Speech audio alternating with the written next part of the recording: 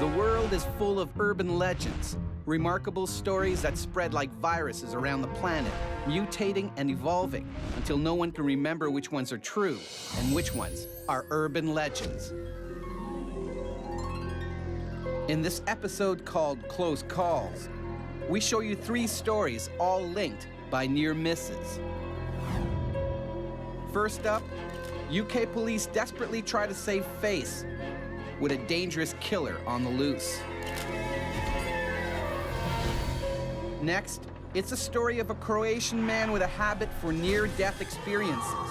Is he amazingly cursed or incredibly lucky? And finally, an unhappy Dutch couple finds a surprising way to inject some vim back into their marriage. Watch all 3 stories and decide which urban legends are true and which ones are false. Find out if you guessed right at the end of the show. First, it's a story we like to call Faceless Woman. Detective Frank Andrews knows the importance of not letting cases get to him. But not even Frank could avoid becoming consumed by one strange and violent crime spree. The case had got so much under my skin. I was so obsessed. I had to see it through. You can friggin' rot. Frank became involved with the case back in 1992 in Reading, England, when a young woman was brutally murdered. 2 wine glasses left on her table are the best hope for evidence. So we took those to check for saliva. Glass is also a very good surface for things like fingerprints. There are no usable prints, but one glass does yield a DNA sample. Frank cross-references it, and incredibly, it matches DNA from 4 other unsolved crimes, including another murder. This person seemed to just be acting in a random fashion, committing a variety of crimes that were not related, and this was of grave concern. Even more shocking, the DNA profile is that of a woman. Serial killers are almost exclusively male, and in that respect, this was a very unusual case. A female serial killer is almost unheard of. The police find it hard to believe, but the same woman's DNA turns up at more crime scenes. The media picks up the story and gives the rampaging criminal a name. The fact that this unknown perpetrator, she'd never been seen, that was the reason that the phrase was coined, the Faceless Woman. 6 months after the first murder, the pressure is mounting on Frank for results. It became an obsession. I would go in on weekends and just go through the old files and the cold cases. But apart from the DNA, Frank can find nothing to link the crimes. I thought that it was somebody that just really was laughing at the police. The Faceless Woman continues her random crime spree.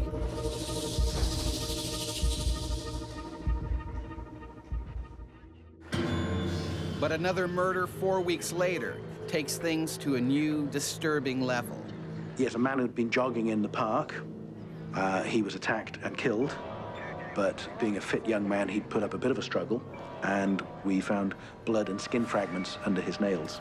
Not only did we find the DNA that matched the Faceless Woman, we also found DNA that matched an unknown male. This meant that she'd recruited an accomplice. It's Frank's first solid break, and he jumps on it, determined to find out the identity of the Faceless Woman from her new partner. We did find the accomplice. We brought him in and questioned him rigorously. It's time to come clean. He refused to give up the identity of the Faceless Woman. In fact, he denied having an accomplice. It's no use. He was charged and sentenced, but in terms of the Faceless Woman, we were back at square one. I was absolutely gutted.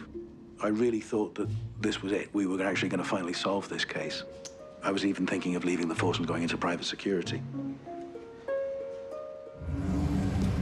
Only 10 days later, the Faceless Woman makes another appearance, this time with a baffling twist. We had an unidentified male deceased. Following normal procedure, we took an oral swab. Needless to say, we were absolutely amazed to find the Faceless Woman's DNA from a male corpse. There's no way this could happen. How could this be? How could a male corpse have the same DNA as the Faceless Woman? Frank doesn't know what to make of it.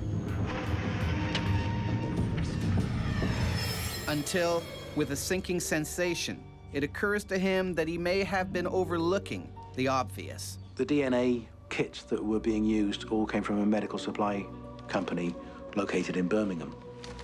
Everything suggests someone has been tampering with the DNA kits. Finally, Frank believes he has his case sussed. Next, please.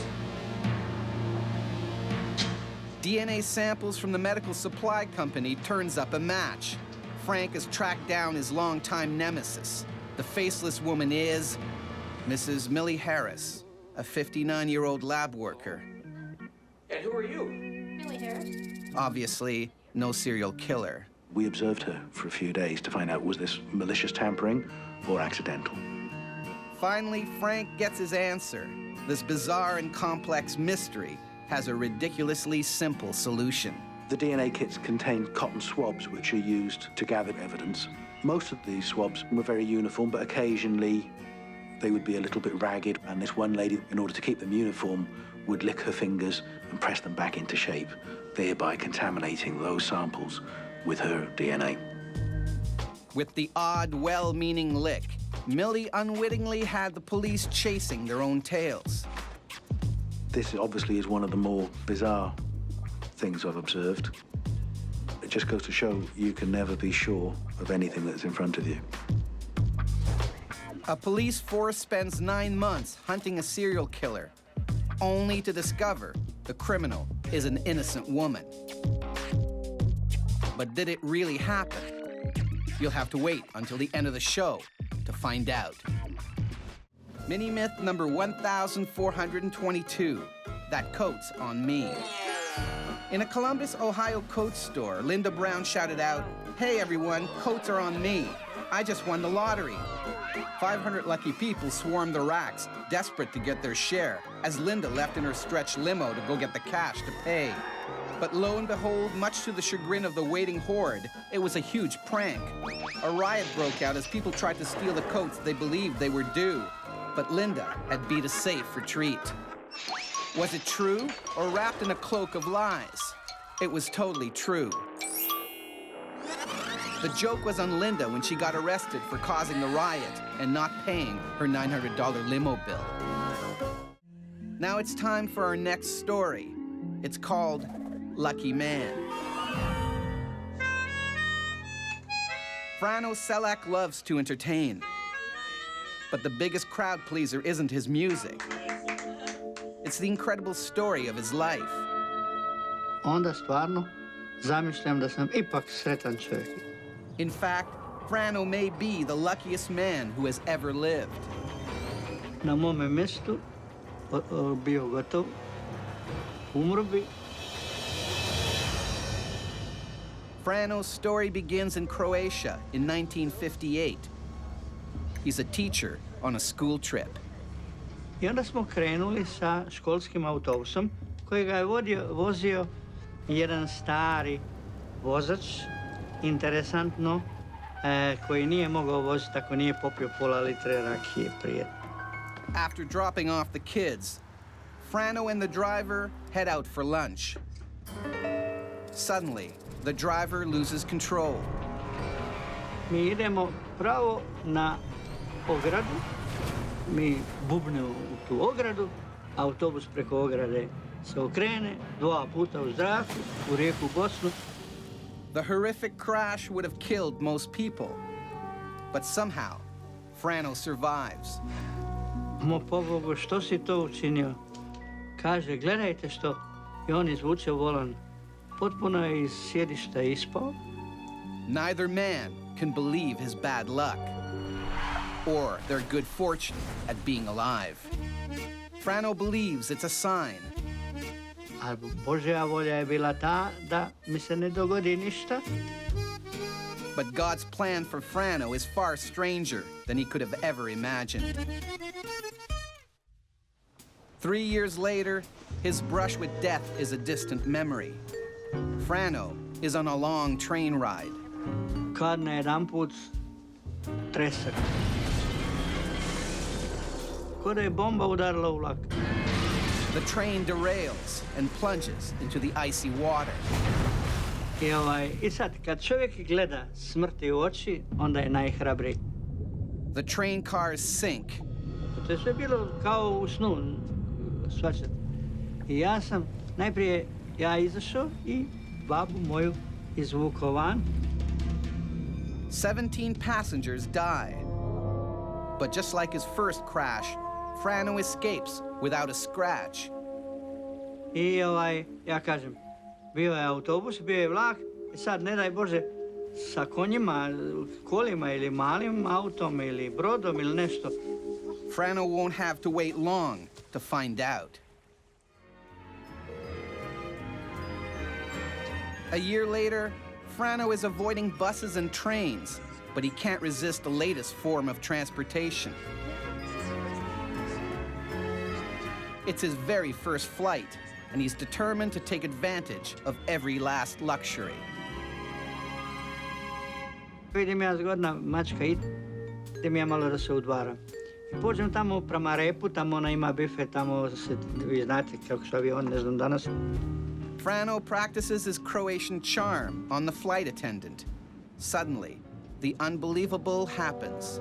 Samo znam to, da su se vratašca za nužni izlaz na rep aviona, koji je bio odmah do bifeja, otvorila. Before it crashes, Frano is sucked from the plane. Free falling without a parachute. Surely, this is the end for Frano. But something amazing happens. Da sam otišao 2 metra naprijed, nazad, levo, desno, u kakav kamen, ovo ono, gotovo, evo, kao palačinka. A haystack breaks his 2,000-foot fall. Once again, incredible luck has saved Frano's life. Zavrtio i pao je dole, eksplodirao, zapalio i sve putnici su bili ugljenisani. If the emergency exit hadn't blown open and sucked him out, Frano would have died with the other passengers. Bog je rekao, Frano, ti ne smiješ umreti. I amen. After escaping death for a third time, Frano thinks God must be done playing games with him. But he's wrong. On the 5th of June 2002, 2 days after his 73rd birthday, fate finally catches up with Frano. A lifetime of near misses is about to change. Ono najnevjerovatnije, kad se sjetim... As Frano stops to check his lotto ticket, he has no idea what is about to hit him. Jackpot. Finally, Frano's luck has done more than save him from death. Dan jedini sam ja bio dobitnik od 800.000 eura. I onda sam ja, to mi je trebalo da promeni život. But even with his wealth, Frano's past has left its mark. After bad luck with planes, trains, and buses, there's only one form of transportation he truly trusts. I nikad više. Evo sad vi da me zovete, sad rekao bi hvala, ako ćete mi platite, idem brodom. A man survives 3 crazy accidents, only to win the lottery. But is it true? You'll have to wait till the end of the show to find out. Mini myth number 5761. Lottery ticket. Jim Morgans had cause for a celebratory drink when he realized he'd bought the winning ticket. His fellow bar patrons responded with disbelief, forcing him to pass it around so they could see for themselves. The ticket went from hand to hand around the bar, except when it arrived back to Jim, it was a completely different ticket. One of the man's friends had swapped and swiped the winning ticket, cashed it anonymously, and disappeared with the winnings. So what do you think? Is this tale a winning ticket? The story's in fact a fake. Although one which is particularly popular in China. In the meantime, watch our final story. We've named it Twisted Tryst. Geerta van Dyke knows how quickly a relationship can grow stale. But she never imagined what would ultimately happen to her marriage. For seconds, it was real, and for seconds, it was unreal. It was twisted, twisted, twisted. It would leave her changed forever. Back in 1995, Jacob and Geerta van Dyke had been married for 12 years. But things aren't what they once were. At home, we had difficulties. It was tedious and flat and predictable. To make matters worse, the Van Dykes have financial issues. Jacob's spending habits are out of control. Sometimes when I needed to pay for everyday things such as groceries or car bills and so on, the accounts were empty. It seemed like he was spending all the money, and I was trying really hard to keep us on a budget. Geerta assumes the worst. I thought maybe he had a more serious problem with gambling than what I had known, and playing a big shot. But in reality, Jacob has taken to spending all their money on something else: prostitutes. Jacob is careful to conceal his secret from his wife, but ignorance is far from bliss for Geerta. Sometimes I thought about leaving the marriage, what other possibilities might be there for me. Geerta decides it's time for a change. She finds herself a part-time job just outside of town. And the change in routine does a world of good for Geerta. So I felt more like myself again. It was nice to be with people in different situations, and I felt appreciated. Meanwhile, Jacob's addiction is taking over his life. There was always something else going on and shadowing us, and I didn't know. The couple are drifting further and further apart. He never asked to visit me at work, and he never probed for more details. I knew that he wasn't aware of what I was doing. But all that's about to change. One fateful evening, Jacob decides it's time to try a new brothel. But Geerta's new job is the oldest profession in the world. It was a funny feeling to see him walk in the room, because I was in a secret world, and it was unreal. What are you doing here? I didn't expect that my husband would walk in the door. How will they get past this? I escorted him to a side room, and in a business way informed him of what my fee would be, and he was surprised, and it also excited him. Instead of being horrified, the couple find themselves feeling something else altogether. It was unbelievable in one way to me, and in another way it was welcoming. It felt like he was a different man, and I was probably a different woman. We were a little bit at a loss following that. After a few minutes, took the lead and suggested to him, same place next week. He responded with a happy smile on his face. From that day, every week Jacob and Geerta relight their fire in the comfort of a brothel. It was not an outcome either of them could have predicted. I think we both looked forward to this with excitement. Lying and cheating are two things that normally destroy a relationship. But for Geerta and Jacob, it's the ingredient that saved their marriage. But did it really happen? The time has now come to find out. It's time to reveal the truth about our three incredible stories. First up, it's the story of Frank Andrews, who was led on a wild police goose chase by some contaminated DNA swabs. But is it fact or fiction? An incredible story and totally bogus. I'm not a copper, I'm an actor. A similar story happened in Europe over a span of 15 years, but they never found out how the swabs were contaminated. Next, it's the tale of Frano Selak, the luckiest man in the world, who thwarted death 3 times and then won the lottery. But did it happen? Ja sam Frano Selak. Kažu I pišu najsretniji čovjek na svijetu. This story is totally true. Which leaves the story of Dierta van Dyke and the unbelievable coincidence of running into her husband at the brothel where she secretly worked. But is it true? Prostitution is permitted in Holland, and that's the only part of this story which is true. I'm a school teacher. This story is fantastically fake, but versions of this have been circulating the internet since 2001. That's the end of our episode called Close Calls. Were you able to separate the righteously right from the ridiculously wrong? Don't worry if you couldn't. You'll get another chance to separate fact from fiction in the next installment of Urban Legends.